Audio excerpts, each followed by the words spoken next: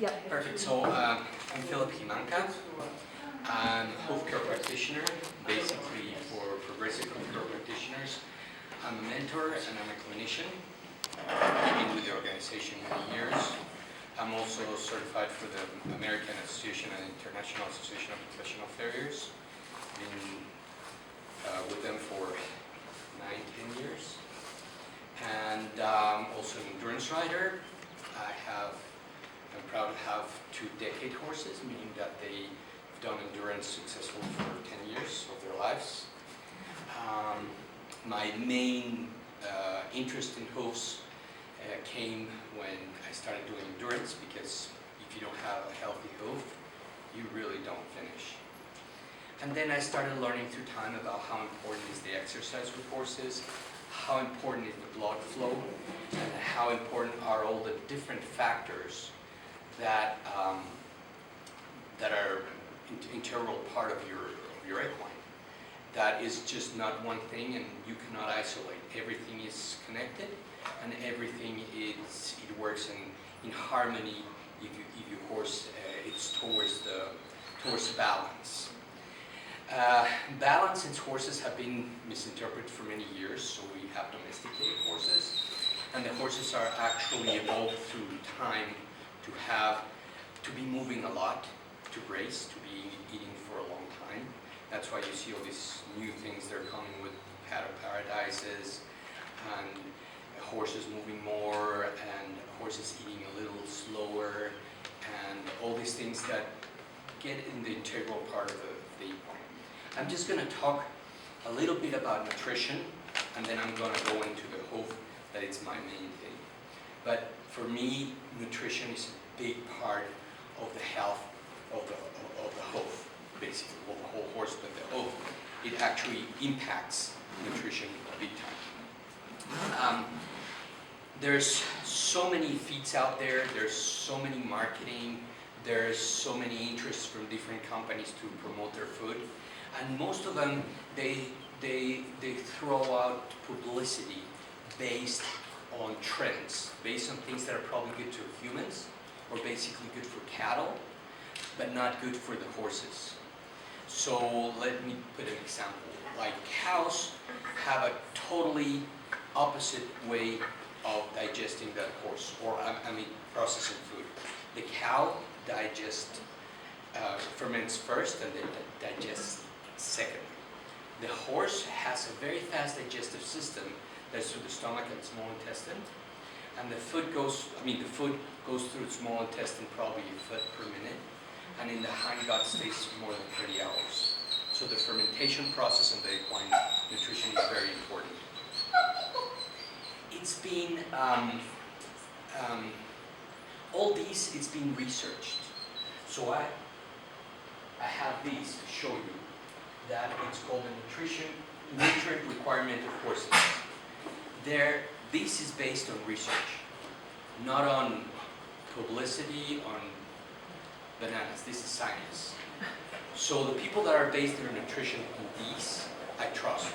The people that are based their nutrition on other stuff, I'm not very sure, because it's not science-based. And there's the information of all these vets inside. This is super complicated. So there are people that actually take the information here and put it in a simple way. And I'm just going to tell you that the one that I found, and it's Dr. Eleanor Kellen puts a course that's called an NRC Plus, because her nutrition course is based on that. And she can go as complicated and scientific as you want, but it's a good start if you want to learn about nutrition of your horse. And you will end up finding that there's not a lot, that there are very little things that you can do that make a huge difference in a horse. Sugars, minerals, amino acids. And one of the interesting things is that, and another example, a lot of people throw stuff like, okay, protein is really good for the horse's development. Yes, but if the protein doesn't have a correct chain of amino acids, it's not going to work well on your horse. And different feeds have different proteins. So that's important to take into consideration. I hope they come out with the analysis of the protein in the alfalfa, that when it's super high, it's just not good. But I'm keeping my eyes open with that, because a lot of people throw alfalfa to their horses because it buffers the stomach acids. The horses love it because of the sugar. The alfalfa turns into glucose really fast in the hindgut, and it's a really fascinating source of energy for the horse, but it doesn't mean that at the end it's going to be good because of the high levels of calcium, the amino acid profile of the protein, etc. So all those things are you have to take in consideration with many of the stuff that are just thrown out there. And my last message from nutrition is ask your vet to read this. All the vets, some don't even know exists, and they're just, your vet needs to be holistic, needs to understand a lot of things. I know they have so much information, but the basic stuff of the horse, nutrition, food care, they should know it. Dentistry. I think you had this talk this morning with dentistry. It's super important. Everything is connected. Okay, going to the feet. I'm not going to go through the whole anatomy, but I'm going to explain you different things of the hoof that are really interesting.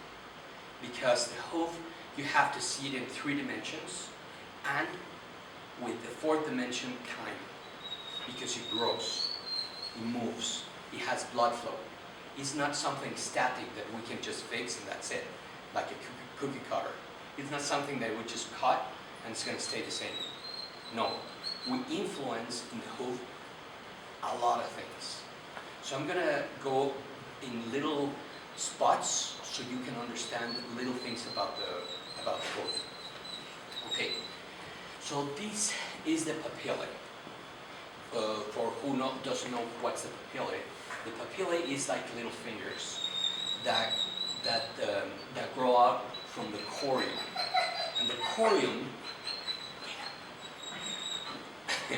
the corium is the one that actually grows the horn.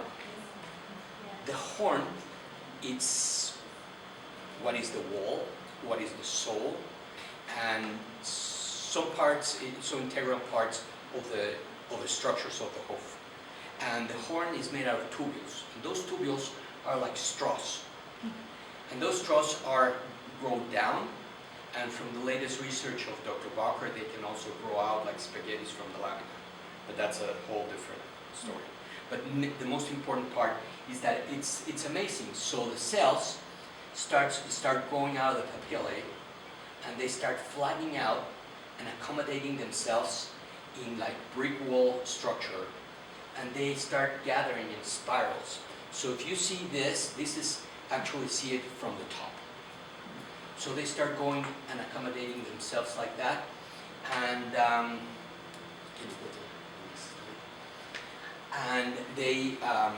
they create the horn. So this structure is what makes the wall and the sole. The important part to understand about that papillae is that it can get damaged by forces, by different forces. And let me put you an example. When the toe gets very long, it stretches the soul tissue and stretches the papillae.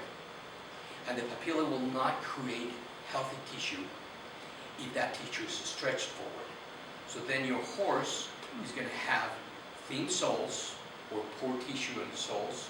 It's going to be ouchy and it's going to need shoes. But it's just because that papilla is starting to get damaged. And then at the end of the day, it damages the bone, but I will talk about that later. Let's see that. Okay, so this is cool because this is hoof trends. These are hoof trends, and the inner layers of the tubules have more water content. So the moisture comes to the hoof from the inside to the outside. Okay, and if you see the inside of the wall, it's called the non-pigmented stratum of the wall. It's because it's not pigmented, it has less density of tubules. The tubules are thicker, okay, And that's what helps the hoof flex outwards. So if you go to the next one. So you see, if you put them in the sun, what happens is that the sun dries the water, and so they shrink inwards. Because then you have this water content that was in the center, it just dries out and goes in. To have a healthy hoof, you need blood flow and moisture coming from the inside. Every theory that tells you that moisture comes from the outside, no, it comes from the inside. It gets that flexibility. There's a study that I wish they could make, but what is in the water content holding the tubules together, it's a thing called the disulfide bonds. And the disulfide bonds behave differently with different balancing and the minerals. So when your horse has biotin and good mineral balancing, that cellular glue is better, it's stronger. Anyway, let's go to the next one. This is actually one picture I found that's pretty cool, because it's the tubule from the top, and it's a real one. And this is how the cells organize themselves, and it's hollow on the inside. And this is one, but it has fungus. So the fungus is attacking the tubules on the horn. Next. So this is also one, how they organize themselves, how they grow in these spirals, and how the blood flow is so important in the health of the papillae to grow the horn. So the papilla is damaged because you have also like what they call peripheral loading. That is that your horse only lands on the wall, and everything on the inside doesn't have any redistribution of the weight-bearing surfaces as the horse lands. Then that papilla that is on the coronary band starts getting damaged. And it's important to see, I'll show you pictures later where you can see how stretches that chorion. As well as also the white line. The white line is actually the part that holds the bone together with the tubules, with the horn. And the white line is kind of different because it's like a Velcro. And that Velcro is what holds those tubules together with the bone. And then when your horse has laminitis, it's because these tissues, it has inflammation. And it works like a Velcro. But what I want to explain later is that this tissue can be damaged, this tissue can be damaged, and this tissue too, that is the one that connects to the bone. So this is another from Monique Craig. Monique Craig has wrote a book called Modern Approach of the Equine Hoof, and she also has the Metron system and the ones that measures radiographs. And this is from her book, showing the different stratums of the wall and how the tubules have different how can I say, different widths, different strength, and different structural regions. So then as you go out, that's why every layer of the wall is important. You take the outer layer, you take strength. You take off the strength. So it's every part of the hoof, it makes it integral to the strength and the structure of it. Okay, let's go to the next one. So these are the papilla. These are also a picture. When you pull out, when you dissect the leg, you will peel out the wall, and the wall attaches to these papilla that underneath is the chorion, and this is the coronary band, and the coronary artery goes inside, and that's what makes the blood flow that grows that down. That's why it's also important to have the health and that blood flow of the coronary artery to grow healthy hoofs. Okay. Well, this is a little bit more, another picture of the same thing. You have the bone, you have the lamina, you have the wall and the tubules. And this one is nice because you actually can see a couple of things. you can see how you have this wall, I mean the bone, the coffin bone, and you can see the connection with the lamina, and you can see also that you have a corium, and that you have this tissue that is the soul tissue, and this that it's also called a plug, that is the extension of the lamina. So this becomes the white line, then the non-pigmented stratum of the wall, and then the outer wall. And it's important to see because this tissue doesn't grow from the same place as the soul. So when these two tissues are separating because this one's pulling this way and this one's pulling that way, or the bone is pushing down, everything creates a problem on the toe. And then this little red dot is the circumflex artery, that is the one that feeds blood supplies blood to the corium under here, and actually all around the hoof, and actually creates this healthy tissue that is so important for the horse, that is the sole, the toe, what they call the toe callus. That is the sole at the toe that creates that support to that structure. And the toe is a different story because the toe, you want to lift it off the ground. But I'm mentioning these because all these forces create little by little damage, not only on the soft tissue of the lamina, but also where it grows and also in the skin of the bone. And I'm going to have a whole other set of slides to show you about the bone, how it gets damaged. Okay. So you can see the lamina, you can see the solar corium, where the soul grows from a different place. And you can see the coronary groove, or the coronary corium with the coronary papilla that goes from the toe towards the heel. And it's very interesting because of this. This coronary groove is thicker from the pillars towards the toe. As it goes to the quarters, it gets thinner and flatter, and then as it goes to the heels, it gets already thicker again. So that means that the structural points for your horse to bear weight are the pillars, the heel and the pillars close to the toe. So you don't want any leverage here, and you want the structure that holds the back of the foot back here. These that are the quarters are important because what happens is that the horse as it lands, the heel has to expand outwards. And as the heel expands outwards, that thin wall at the quarters is what makes it open. And what happens is when the horse lands and that heel opens, when it lifts, it pushes the blood forward and into everything. If your heels are not working properly, they're going to start to contract. And I'll show you more slides of how those heels contract. But I wanted to show you these also because in a lot of cases, well, you will actually get an eye to see it on different horses. Since this tissue is flatter around here, these quarters, the wall of these quarters grow a little faster. So you will see in horses that those quarters just start to flare out when we have a healthy hoof and they chip. In wild horses, that's how they trim themselves.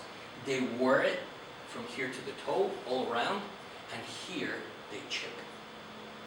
Okay? And that's a mechanism for them to go out. In these hoof, that you can see, this is a Brumby, was never trimmed. It's a feral horse from Australia. And this is where it chips. Everything is worn here. But this horse has a different structure because this horse is not in a rocky terrain. Walks 40 miles every 3 days. Walks a lot in soft trails. The structure is made for soft trails, for arena, basically. If you put this horse in a hard surface, it's going to feel it. It's not going to be very happy because the weight-bearing surfaces are for a dirt pack. What the horse is doing in nature, they pack it. But everything inside this hoof, it's nice and healthy. The corium, the one that grows the sole, you can have a very thin sole, but everything, it's hard, tight, and healthy. And it's because of the blood flow. Because this horse is wearing at the same time as it's growing. Some people have this theory that the horses are going to wear their hooves in hard terrain to the bone. No, if they're moving, even if it's in hard terrain, it's going to stimulate the growth, and it's going to look shorter, but it's not going to wear to the bone. The babies of those herds, if you've seen baby feet, they're super soft. You would think that walking 40 miles, the baby next day it's born, it's going to die. No. They survive because it grows at a different ratio. And actually, we're making experiments at endurance that if you do a horse with boots and then you pull them off at the end of a 100-mile ride, you will see how the hoof grows this much in a day. But it's because of the blood flow. Okay. Next. This is actually the stretching. So if you have a rigid structure underneath the hoof, or you don't, or these quarters don't chip because of the terrain or whatnot, or the horse is in a stall and it's not moving, so everything is going to deform, and you're going to see how this is going to stretch in different parts, and your corium is going to get damaged. So the quality of your hoof wall is going to be less and less, and it's going to have problems over time. Okay. Let's go there. Corium. Well, I'm going to explain. I'm going to explain something about the distal descent and about this graphic. So we made an experiment with Monique Craig, the one that wrote that book, and we did a radiograph before packing the underneath of the hoof and after. When you don't pack and you load only on the periphery, then this bone just creates a lot of pressure on the vasculature around it. And then it's starting to get a little damage. When you have packing, then this bone, the coffin bone, races inside the hoof capsule and lets the blood flow in. So that's why in nature it's also, the hoof is designed to pack dirt. And that's why they call it a dirt pack. And now farriers, high-end farriers from like the guys from the Olympic team, they're shoeing, they don't want to shoe without packing because they figured out that packing is what makes the blood flow inside the hoof capsule. So that's why I want to explain how important is that for the terrain. So if you have your horse that has not a dirt pack, even though it's barefoot, and it's moving in a terrain that is just concrete, it's going to suffer. Little by little, it's going to be super lame. And it's not a matter of chipping the hooves or wearing the hooves. It's because he doesn't redistribute the weight-bearing surfaces evenly. Okay, next.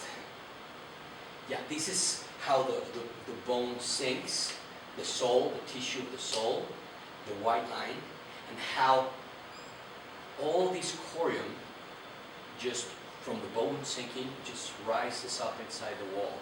And you can see bruising because your circumflex artery that's supposed to be here is all the way up here. And it's because of that sinking and that rotation. And then, of course, your sole tissue is going to be super bad. So you have to understand that all those things are super important. Next. I think that's the last one of this. Oh, the last one. Okay.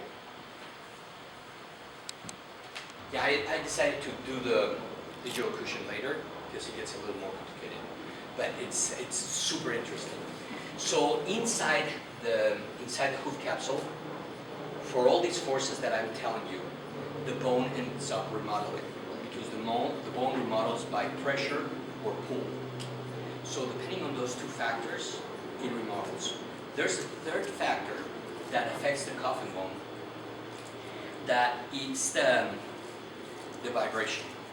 So Dr. Bauker has done a lot of studies from vibration, and also Curtis Burns, the one that has the urethane shoes on the racetrack. That vibration affects the vasculature of the bone. So the more vibration you have, the more vasculature you create, and then you have more porous bone. And that more porous bone is going to have less grip or less attachment to the soft tissue. So you will see that horses end up having, and I'll show more radiographs, a thing they call pedalostatitis. And pedalostatitis means the inflammation of the bone. That is basically due to the remodeling of the bone. And I will show you this one in a little bit. Can I ask a question? Yeah. You said the bone remodels for 3 reasons: vibration, what were the other 2? Pressure and pull. So when you pull, you see these bones that have the stiff tip. This is pulling forward, Yeah. remodels. Or when you have too much pressure, and then it just the bone. Or pressure in the wrong spot. Yeah, like if you have a keratoma inside a hoof capsule, that bone is going to have a dip. Yeah. It's going to just not have bone there because it has too much pressure from that keratoma. Okay, this one also is, this horse has been loaded on the medial lateral imbalance for a long time. So when you load the horse only one side and it's not even, the bone that's going to take the more toll is going to be the coffin bone. So you see these bones are not bad, and the space and the joints are not also bad, but the bone is totally remodeled. This is thicker and this is thinner. And it's important also for you guys to see in radiographs that because you can trim this horse and you change the angles because you think it's going to be better, and then you're going to pinch the joints. That's why radiographs are important, to see how the bone has remodeled. Okay? Oh, goodness. What Okay. did I do? Philip? Go back there. This way. Yeah. Yeah. Okay, I'm going to talk later about the digital cushion that is the support of the navicular bone. And the deep digital flexor tendon goes underneath the navicular bone. And you're going to hear these a million times. When the vet tells you that you have navicular issues, is because there are changes on the navicular bone, but they don't have a clue. What happens is that these bone changes also by pressure and pull, but it's because of the deterioration of the digital cushion. And I'm going to talk later about the deterioration of the digital cushion and how it works. But I wanted to show you how the navicular bone, that is so important, remodels and creates extra foramina. And those are the blood vessels that I was telling you. The bone becomes more porous when it needs more blood flow because the body is responding. So you have the enlarged vascular foramina, and these bones, you have the osteophyte formation that they call sometimes the lollipops. And that remodeling of the navicular bone is they're going to say is the cause that your horse is lame, but it's basically the result of extra pressure on that bone. And it's holding, this bone, it's amazing because it has 3 joints around and has just one ligament that is super strong, that impart ligament that holds it together, and is the pulley of the whole horse. So everything, every step, and even in the stance position, affects the navicular bone. And the navicular bone is just underneath the center of gravity, the center of rotation, so all the forces go to this amazing bone that has all that structure. And it's surrounded by different bursas. So it has 3 different pockets of fluid that can be affected by that pressure, those angles, and those imbalances. That's why having a balanced hoof is so important for all these reasons. Okay, next. Nope. Okay. There. Well, this is just a horrible picture because this is a lot of things that happen. It's a really old picture, but people were starting to figure out how the bone changes. This is what they call ring bone, that is the P2, and the second phalange, P3, is the bone, that actually how all the osteoarthritis happens because of pressure and pull. And this is what they call ring bone, well, this is ring bone, and this is side bone, exactly. Because we had a horse that took radiographs with you. You still have that one? I still have her, yeah. And the side bone is just pretty crazy. And it's because the coffin bone here, it's supposed to end here. And where it ends, it becomes the ungular cartilage. And the ungular cartilage, if he has too much strength, just calcifies. So the bone, the cartilage starts becoming bone, and it just goes all the way around the cartilage. And then another picture, I'm going to tell you why that's so important. So this is one that has not remodeled so much. This one has remodeled a lot, and I'll show you how in this foot that if you guys later come or if you want to pass it, you will see how the bone remodels and how inside you have almost nothing, and the bone is kind of, and you can see these other bones don't have that much damage, but this one has a lot of vasculature because it gets all the tension and all the pull. So as that happens, not only this bone becomes more porous and the attachment to the lamina becomes weaker, but also underneath the bone you start seeing that it has less concavity, starts sinking because too much pressure. So less concavity is too much pressure on the sole. So you see you have some concavity here, but then that one doesn't have any concavity, it's gone. So that's why it's so important to have, that's why important the no vibration. Actually, Dr. Bacher mentioned it, that in Sweden, people that work with the jackhammers cannot work more than 20-30 minutes a day because of the damage they do to the bones. To remodeling. To remodeling, yeah. So once you have that remodeling, it's also very important, and I'm going to try to show you a little bit of how you can see it on the radiographs. Because this thing, pedalostasis, is very new. You will not find a lot of research about it. You will not find a lot of information, except that you need an MRI to diagnose it. And you can see the beginnings of it in radiographs. Okay, so yeah, you see how this is slow, this is starting to turn into the cartilage and grows to the sides, and you start having the ring bone here, and this is just totally remodeled. Your wall is going to be all over the place. You're going to have those rings outside the wall, and it's important for you to see all those things. Well, that's also the remodel. You see the foramina, how big it gets on the navicular bone when it's remodeled? It's huge. And this is also like ring bone. This is the osteoarthritis process for too much wear and tear that happens on the between P1 and P2, and between P2 and P3. Everybody knows what I'm saying when I say P1, P2, P3. Okay, so the foot, it's like your finger. Okay, so it has 3 phalanges. So the horse is actually, like Nived says, is walking on this finger. But anyway, so it works like that, and these are short. They don't have a very big how do you call range. They're short range. This one has a huge range, but this is kind of like where the finger starts. So it's called first phalange, second phalange, and third phalange. Or also this bone, it's so important that they call it coffin bone, pedal bone, P3, distal phalanx, right? So is the third phalange, and the navicular bone goes underneath. And that's where the tendon, the digital flexor tendon goes, and that's what makes your horse move like that. All right, let's see, next. So that's that one that you're seeing. So you can see all the damage on the bone, and you can see that still, because if you see that hoof, you can see that if you took a radiograph, you have a lot of sole depth.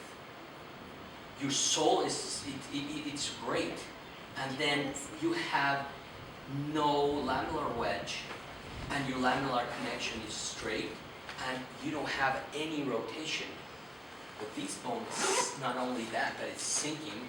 This is totally stretched, and it's floating inside the hoof capsule.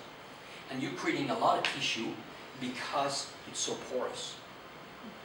And then the horse doesn't have laminitis, but why the horse is lying is the bone. And yeah. Were you saying that you have to have an MRI to diagnose the porous bone? By the book. Yeah. It's what the veterinary practice Yeah. says. But I'm going to tell you some pointers and some radiographs so you can see things because it goes underdiagnosed like a lot. Okay, let's see next. So you see the edge of the coffin bone also can be remodeled, and then you can see that this will create a wall that has either cracks or divots or stuff all around it that you're not knowing what's happening, and it's because of the bone. So that's why also the radiograph that is the DP from the top of a coffin bone is very important. Sometimes they take it just to see the navicular bone, but it's important to see how the edge of the bone looks and how much demineralization you have. And if, I think I have some radiographs that I'll show you how it looks. So well, this is a very obvious one. This one, anyway, so I should cover that, but so this bone, it's totally remodeled. It has a skid tip. The tip of the bone here is going to break. You see how blurry it is here? Okay? This blurry means that the bone is just all over the planet. Then you have all these hollow space inside, that's the mineralization. And this strong line that comes on the bottom doesn't make a sharp point to the top, meaning that you don't have any concavity. And then of course you start having those problems, and then you start having these things that are called gas lines, that are actually kind of exits for the pieces of bone or for the abscessing to go out, to the fluid to get out of the hoof wall. So this is a So does that form an abscess potentially, or? yeah, because an abscess is just pressure of that tissue, and it's actually when the these pieces of bone break and they need to exit. It's called the sequestrum. Okay, so that's why this is the vasculature underneath the hoof, and you would see how concavity affects everything. This is the circumflex artery that goes all around and has vasculature that actually feeds the chorion that grows the sole. If this is unhealthy and you don't have circulation because you have peripheral loading, because their nails are pinching in, because of many reasons, you don't have blood flow, your sole is going to be, your tissue is going to be all over the place. It's going to be sore. And then this, or the one that goes underneath here, it's called the distal arch. And the distal arch, it's also can be a problem because you have too much pressure from the navicular bone that's inside, and too much pressure because you don't have any digital cushion left, and we'll go to the digital cushion. So that pressure is shutting the circulation of the distal arch, and then your tissue is poured, and then your horse needs shoes. And then the horse is going to feel better because you're going to lift that tissue off the ground. But at the end of the day, you're going to create more problems. You have to basically redistribute the weight-bearing surfaces of your hoof and create a comfortable way for your horse to move in order to create that blood flow to come back in a healthy way. That's why the glue-ons and all these packing materials and all these things are being like the best tool for rehabilitating horses that are in a really bad place. The best is barefoot, because in barefoot you have everything moving. You have your horse moving.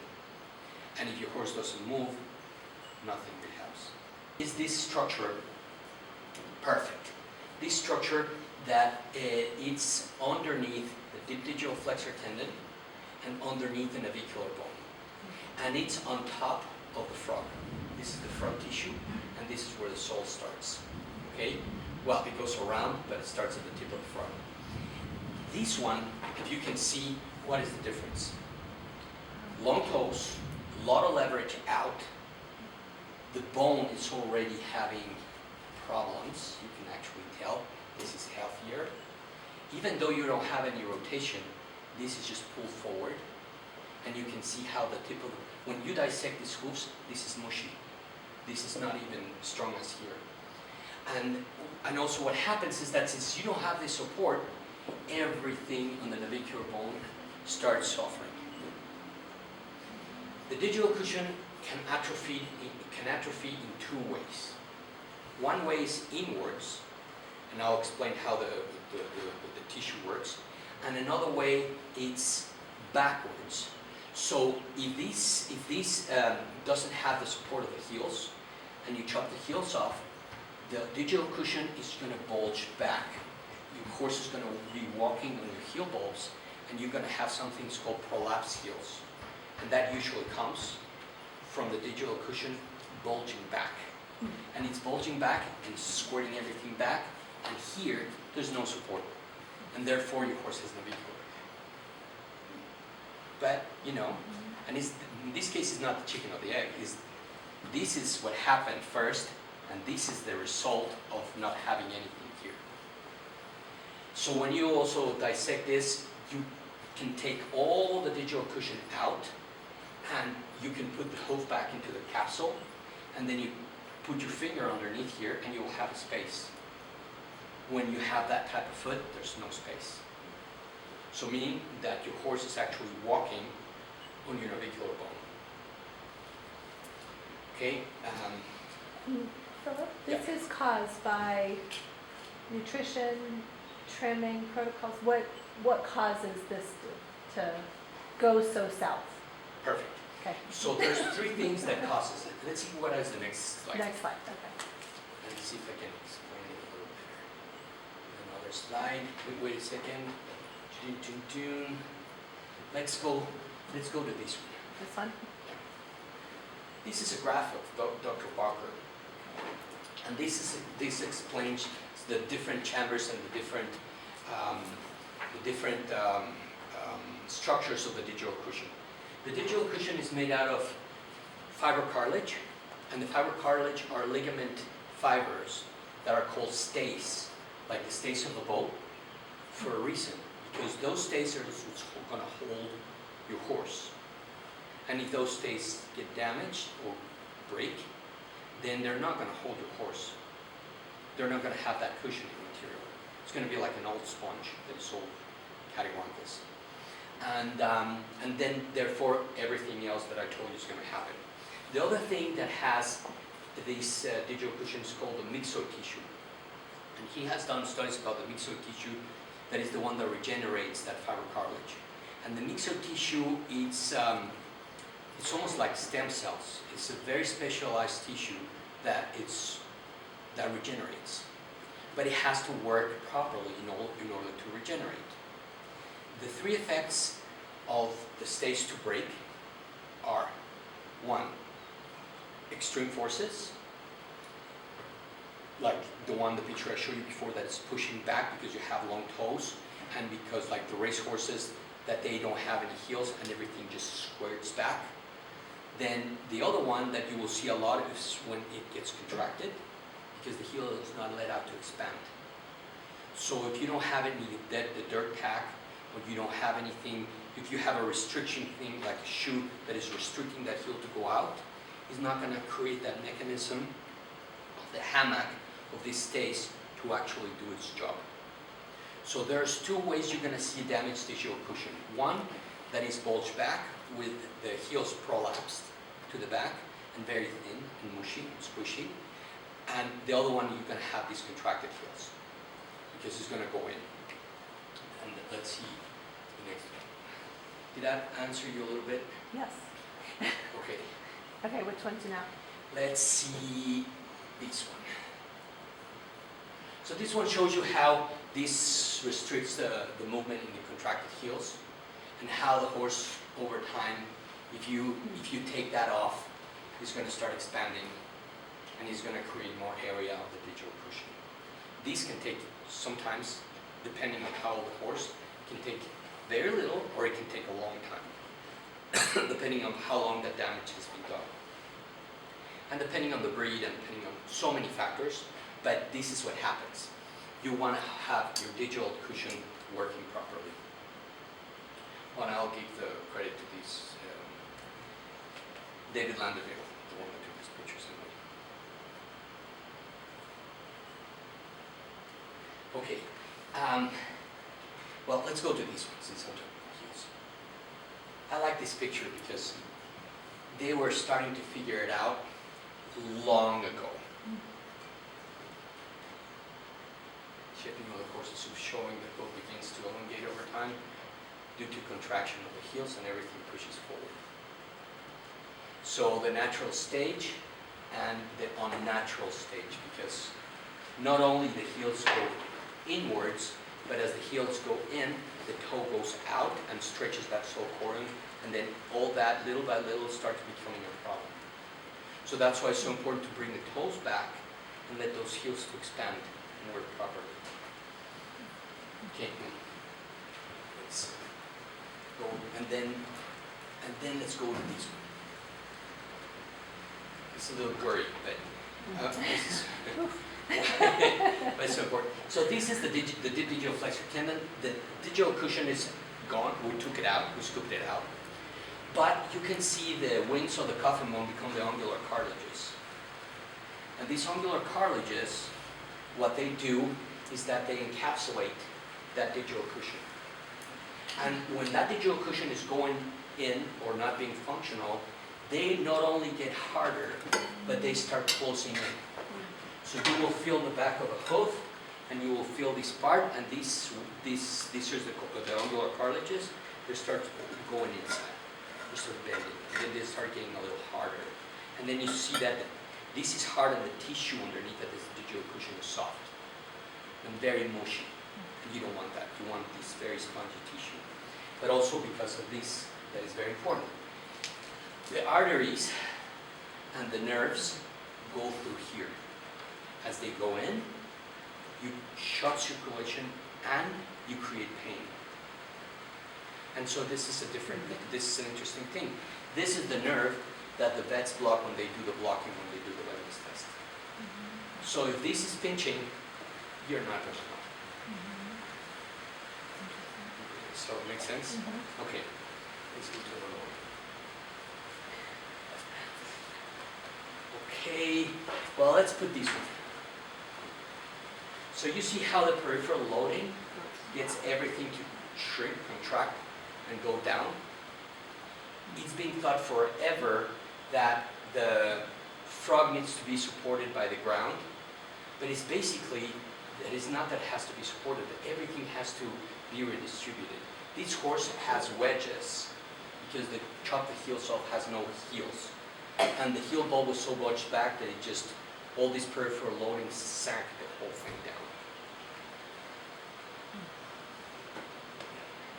So it's an extreme, so you can see how things, when you see more hooves, when you see more horses, things to look at and point out. So this was a farrier mistake over time? That'd be done. Okay, let's go. Okay, let's see. I'll talk about this one later. So let's put this one here. And then, can you put play? Yep. Right, this horse. So you see how they're hard when they go in? There's nothing in here. The ungular cartilages are going all the way up. The frog is contracted. There's no digital cushion. Everything is there. There's not going to be many of those CPLs in this foot. He just doesn't have much. And this is Paige Potts, also a great friend. Cut that off in a minute. She's the one that writes these books of anatomy, and she has whole series of videos of anatomy. If you want to go in depth into this, she's fantastic. What's her name? Paige Potts, and this one is Hoof Distortions, but it's Paige Potts, and it's called The Anatomy of the Equine.com. And yeah, I have these books here, so if you guys want to take a picture or whatnot, she Wanna take did. pictures? They're great. Okay, let's see next. So, are you saying that having a horse have shoes can make it so that the heel cannot expand, the frog can't expand? All those restrictive devices are actually doing 3 effects. And there's even articles that talk about 20 effects. You know, if you read the Barefoot magazines, they go through the whole enchilada. But basically it's 3 things. Restriction of flexibility of motion, restriction of growth, okay, and restriction of blood flow. because I mean, you're doing a triple whammy. You're just not letting that foot grow as it's supposed to, not letting that foot wear as it's supposed to. You're not letting that hoof capsule move as it's supposed to. It has to move, it has to expand. And I'm gonna, if you guys have horses or have a barefoot horse at home, whatnot, do an experiment. And get like a piece of wood or a piece of plastic or even something like that, and make your horse stand on one heel, on one heel. And you will see in the back how those heels go like this, because they move. So if you have a rigid structure, imagine you have a hard shoe on your feet, or a metal shoe, you step on a rock, it's more likely for you to twist your ankle than if you have that flexibility. Also, that's why it's so important when a horse is by itself, walking on rocks, because they're going to be careful and they're going to be walking on rocks like no problem. You put a rider and you force them to go through those rocks, that, how can I say, the pressure and the pounding on the soft tissue is incredible. You see a rock on top of concrete will create 1,000 pounds of pressure in this small space. And not only that, but if you pound it like it's just going to dig in. So that's why if you are putting your horse in, how can I say, in unnatural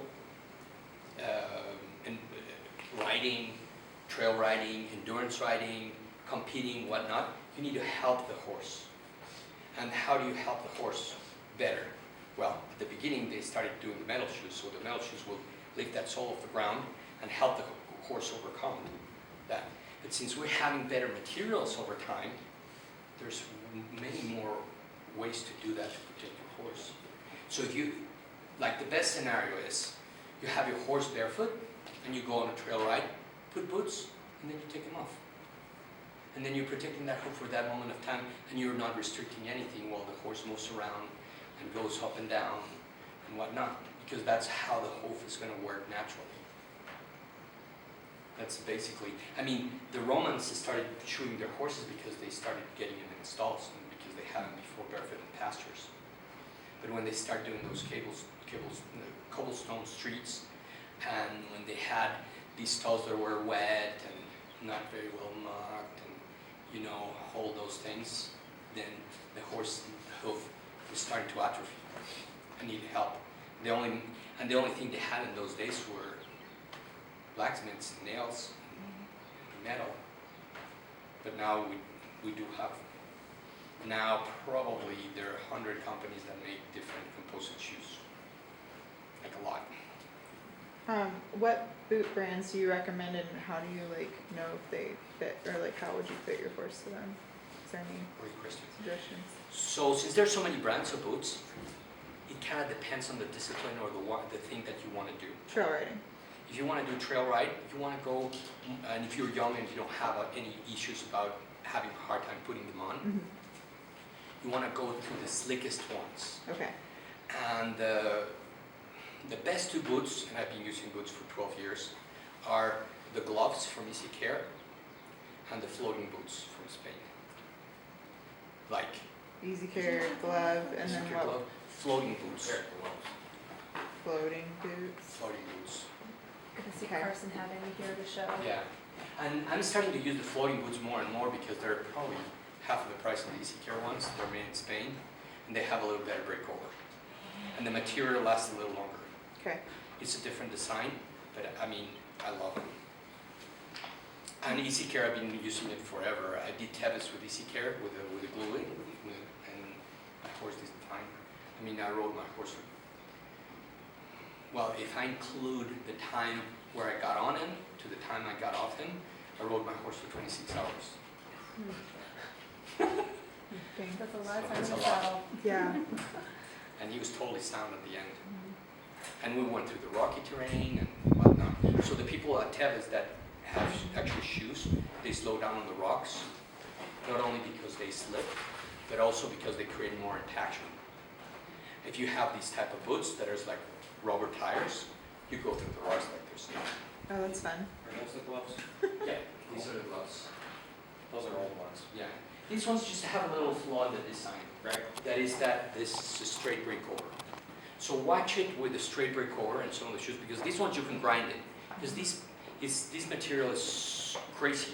You can do a lot of things. You can add heel, you can lower heel, you can add toe, you can lower the toe. You can actually heat feed them. So you can have a little torch and heat feed the shoe for have a perfect feed in the glove. So they're super modifiable. And there's also inserts too, And right? there are inserts, you can do put in packing, inserts. There was, well, this is something happened on a ride that was kind of interesting. So this guy was wearing the boots and did 150 and then a 55 the next day. So his horse rode about 55 miles, 105 miles already. And he was a little off at the vet check.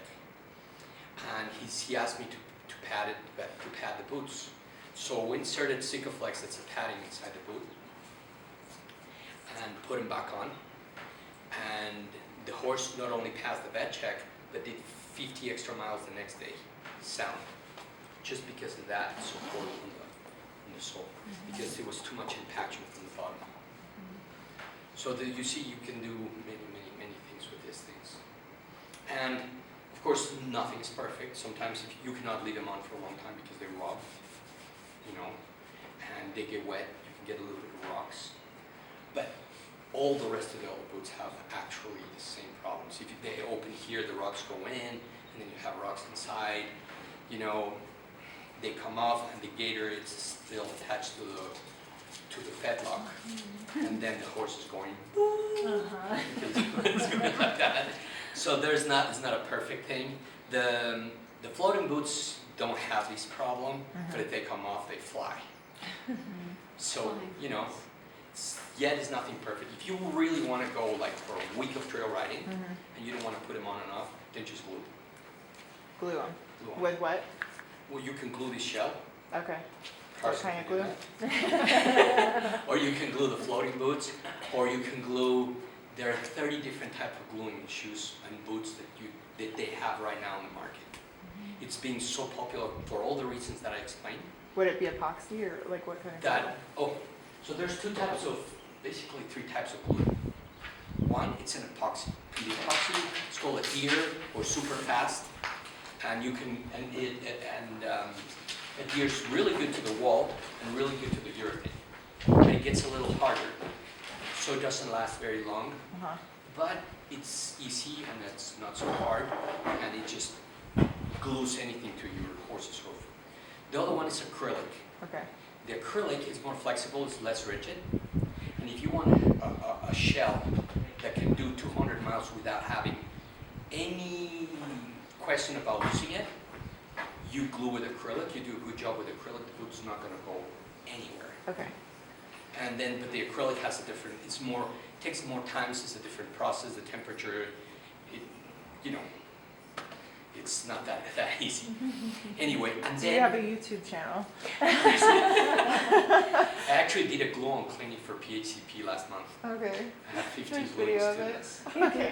Yeah. We did a separate video. Okay, yeah. Can I have your back? Yeah. And then there's this new system that is the easiest one, and it actually works.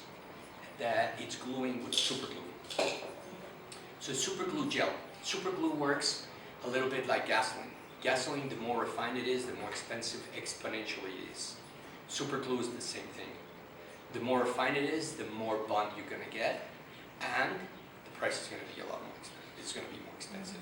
So you want to have something that is not cheap, that is kind of jelly, and then that is really good quality.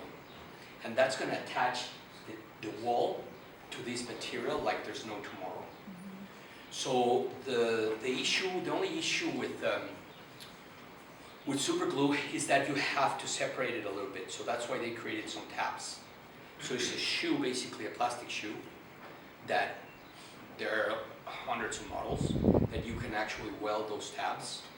Or there are new ones that are just coming in the market like as we speak. that have the tabs already there, and then you can glue to the hoof. And then you just put the shoe on, the horse just put the feet down. You don't have to lift it, hold it, whatnot. Put the super glue, saran wrap it, wait a little bit, 5-6 minutes, good to go. Okay. And You're how gonna do long a can clinic? those stay? Okay, I need to see this in person. How long do those glued shoes, how long would you expect to keep glued them on. on, or want to keep them on? Well, the idea is that you have to differentiate if you're going to go to a competition and you're just going to do that like that, or just going to leave them on for the whole cycle. You don't want to leave them on too long, 'Cause then you're more than just, 6 weeks, okay. because since the hoof is not going to wear, it's going to grow more. So you're going to start getting your toe going further forward, and then you're going to have longer toes. But if you do shorter cycles and then you reglue, it doesn't mean that, you know, it's not about saving money, as you know, on your horse. It's about making it healthier. So if you do shorter cycles, it's better for your horse to reglue like that. With the super glue, it's how can I say? It's nicer on the wall because you don't have almost any residue. You just pull them off. You can actually reuse them. You just pull them off and buffy, trim, and put them back on. Yep. I have a little episode actually. My husband and his friend, they were at a party, we were all there, and my husband's friend lost the crowd, right? And he had to leave in the morning at 6 o'clock to LA in a meeting. So my husband, I just told my son, my grandson, super glue. He took super glue, stuck it on there, and so he went down in LA, he went to the dentist, he went to the meeting, and then after that he went to the dentist, and he said, can you please help me? They super glue. He said, I can't not do it any better. He said, it's stuck. So what do you want? They were super glue. So I had to think about it because you said super glue. Yeah. It even, worked on a tooth. Yeah.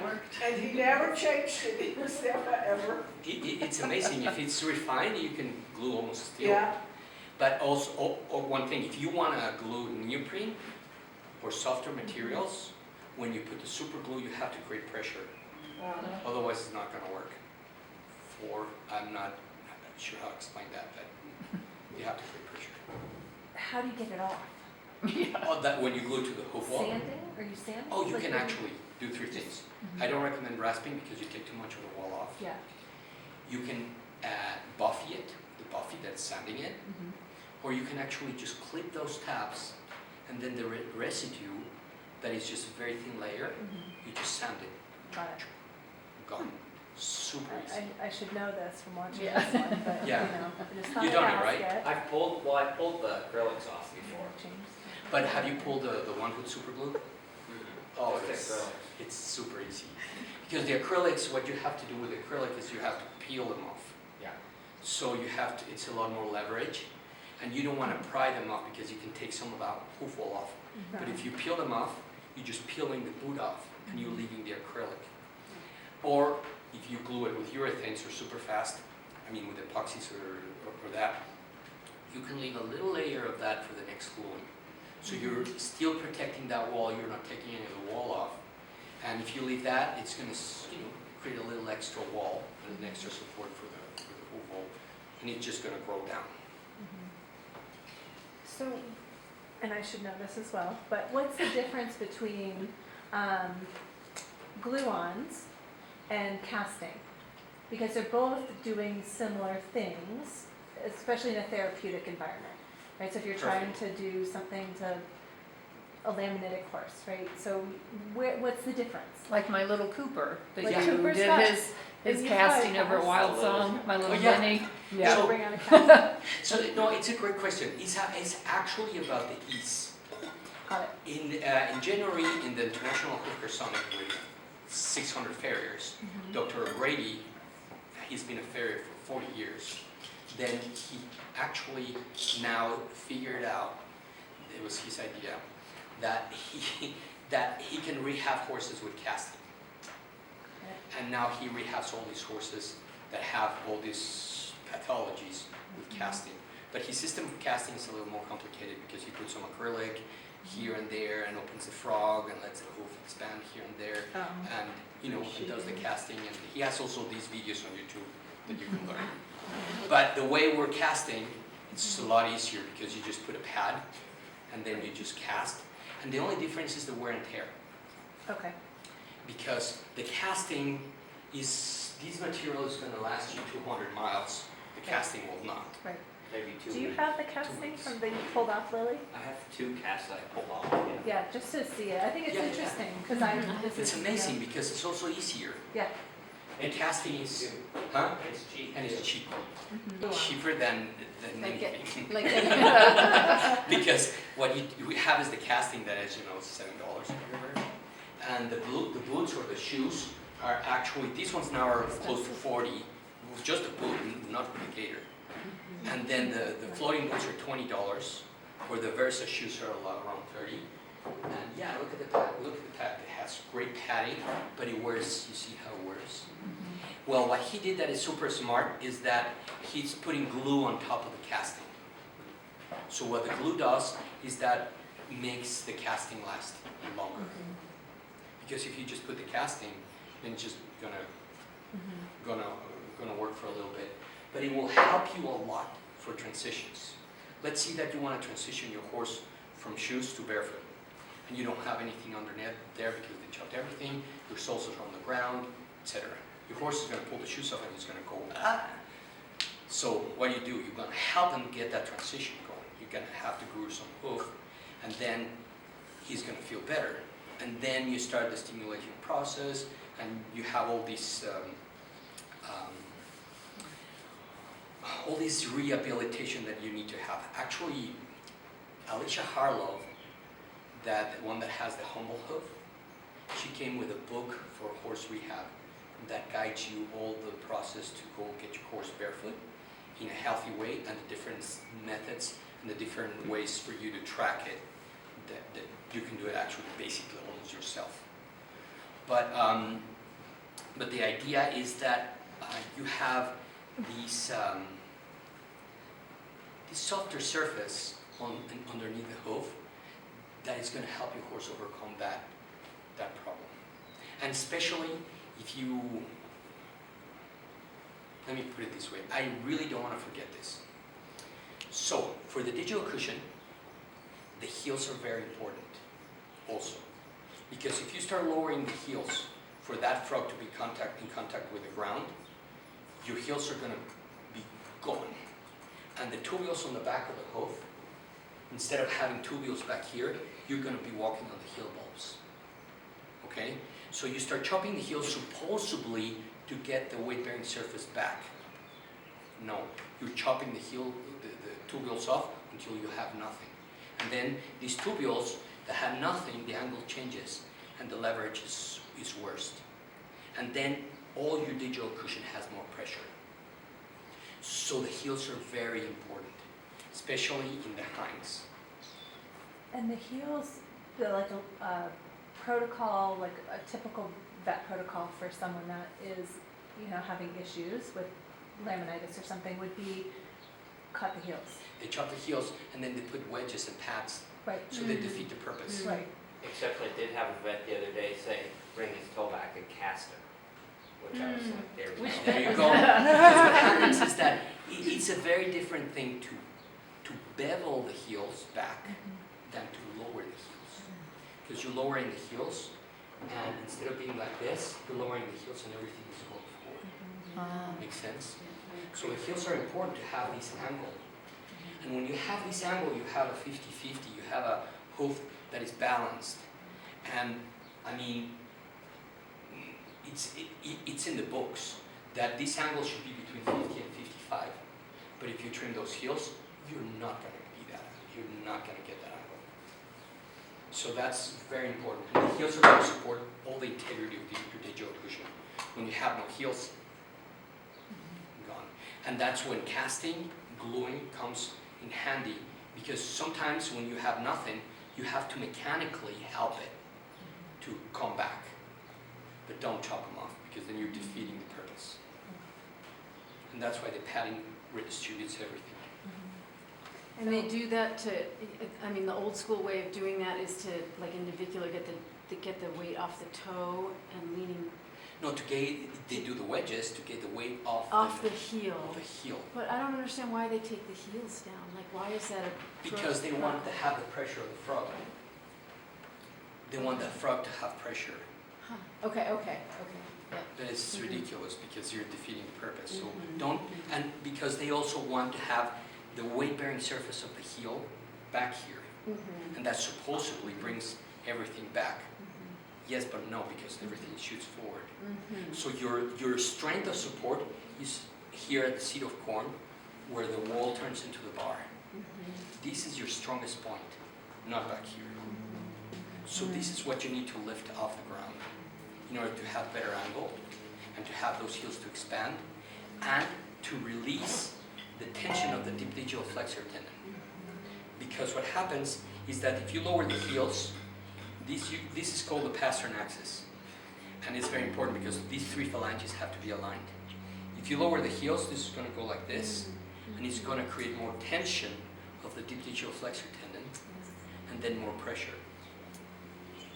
But if your heels are higher, then you're going to release that tension, and the horse is going to feel better.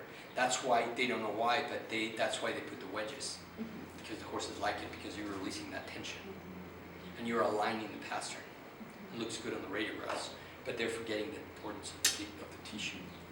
Because it looks good in the radiographs with the shoes, but out of the radiographs you see that you don't have no heel. And you see those shoes, how they're digging inside the heel bulbs. I mean,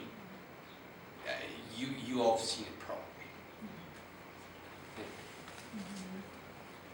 So do you take the same approach for a horse that has soft hooves versus hard hooves? Well, soft hooves depend a lot also on nutrition and environment. Okay? The tissue is going to be harder the more blood flow you have and the more it wears and tears. But if your horse is standing on a wet stall, the hooves are going to be soft, there's not going to be blood flow, and everything is going to go. Right. So it's not the horse that has or not has, it's the environment. You can have a horse that has really crappy feedback theory and make them good changing the environment and changing the nutrition. Right. So, sorry, my mind is currently No. just a little bit. So. But mechanically you can also do things, because if they are soft, you can also do things like turpentine, like Heratex that has formaldehyde, alcohols. You can use hoof armor that is also kind of the same thing, but it's kind of makes it like a resin that actually tightens the protein, and it helps that tissue that is soft at that moment overcome that problem. But you're not going to fix anything if you don't fix the surroundings. So if my horse has been on pasture, paddock, and then is on pasture again, but has always been in shoes. Currently he's on he has front shoes, but not back shoes, and his back roads are doing so much better than his front. Is it, when you say it's fixing the environment, are you talking about whether he's wearing shoes or not too? Well, that's a different problem. The soft feet is not, the soft feet is because of the wet environment. If it's dry, it's going to be a little better. And if it's moving, it's going to be way much better. So you can have it in soft terrain, but if you're riding a horse every day, it's going to be way much better. That's why what people are doing is this paradises, because the horse is not really all the time in the pasture, and it has different terrain, and it's moving in drier environment. You know, and it's actually healthier for everything because the moisture comes from the inside, and the nutrition and the movement and the blood flow. But then if you know, and then I think that's why sometimes they put the horses at night on stalls with the shavings, because it dries them up. But you have also this problem, wet, dry, the tissue goes like that, and it just starts going. That makes sense? So that's why you can see also in the different in the different seasons how the hoof changes. And in the winter also, how in the winter the hoof grows. Why do you guys think the hoofs grow less in the winter? Who knows that? Well, it's very simple. Because all the ground is cold and frozen. And then that creates vasoconstriction. So there's less blood flow. And they're probably not eating any green grass, like fresh grass. Yeah, and they're not moving a lot, and so they're just not growing. You start getting those sugars moving, the horse moving, everything going, the hormones, you name it, and everything starts just growing. So like all these barefoot trimmers, they talk about like the Mustang roll and like making the tip of the front like rounded. Is that to? That is a great question. Okay, so let's see if you can see from there. So it's called Mustang roll because the Mustangs in the wild, and actually not every Mustang is the same because depending on the terrain they are, how the feet are going to look. If the Mustangs are, and you guys have seen it many times, you put them in a soft terrain and hoofs change. And if they're walking on rocks and that, they're going to trim themselves. So they're going to trim themselves in this round way, okay? And that's totally natural. That's the way it's supposed to be. When you ask the guy that did the study of the Brumbies in Australia for 10 years, they asked him, what is the perfect trim? He says, the one that a horse does of himself walking 600 miles a year, at least, you know? But what happens, so when you start doing this Mustang roll, you're mimicking what nature does. But this roll is very tricky because if you do too much, you're getting very close to the cord. So that's why when you do this roll, you want to have, how can I say, shorter trimming cycles. And that's why all you barefoot trimmers are going to say 4 weeks. I don't work with you, you're not 4 weeks or 3 weeks or you name it. And the thing is that the horses that I do every 4 weeks, their hoofs look like really nice. So it does work. Do you even have to nip them or do you just like file them? You just file them in a round way.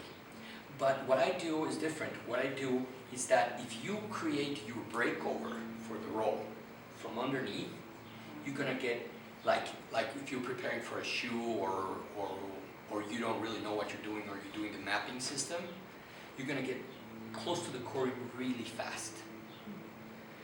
But if you do your roll from the top like that, then you have all this tissue at the sole that is going to support everything. And you're going to have a way much better breakover because your point of breakover, it should be the end of your coffin bone.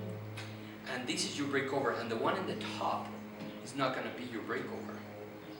So I do a straight line for 3 reasons. One, if I'm going to call back every 3, I do a Mustang roll. But if not, this lower part is going to grow at the same ratio as the hoof grows. And when I come back, I'm going to have a Mustang roll. Also, the tubules, the pressure of the ground is not outwards. It's inwards because you have this angle. So the ground is going to push everything and get your hoof tighter and compact, like this. And then the top layer of tubules, like in this one, is not in touch with the ground. So the leverage is not going to pull out. And they're going to grow tighter. So you're going to end up, after doing this roll, without touching the wall at the end here, you're going to end up seeing how your wall is tighter. You're going to have less cracks. Everything is going to see more you can see the integrity of the hoof. Because otherwise everything starts pulling out.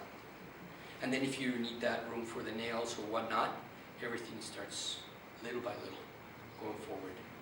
But if you instead, if you bring it in, little by little, you make it tighter hoof and healthier hoof.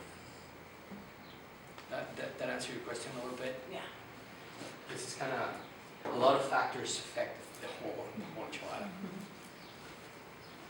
Okay, one more. Go for it. So whenever I see people using these boots, they only have them on the front, not on the back. Is that normal, or is it just what I'm seeing? Okay, so what happens is that there's also several factors, but I'm gonna explain it as short as I can. The fronts, 70% of the weight of the horse is in the front. Then the horse in the front goes like this. Okay, so there's a lot of impaction. The hinds, not a lot of weights in the hind, and they go like that. They go under the fronts. So there's not a lot of impaction. Once they're on the ground is where they lift. So there's just pressure, there's no impaction, like in the front. Okay, so those rocks that are gonna, the hinds are not gonna feel them the same way as they do in the front. So you're gonna need more protection in the front than in the hinds. Also, at the end of the day, the coffin bone at the front, the forces towards the coffin bone are this way. And in the back, the forces on the coffin bone are backwards. So that's why the horses tend to be negative on the back. Because if you lower those heels, everything is going to sink. And you're going to see in the hinds those flares, that bull nose, and then the horse is going to have pain back here. But there's many difference between the fronts and the hinds that you got to know. Because you cannot treat the front the same as you treat the hinds.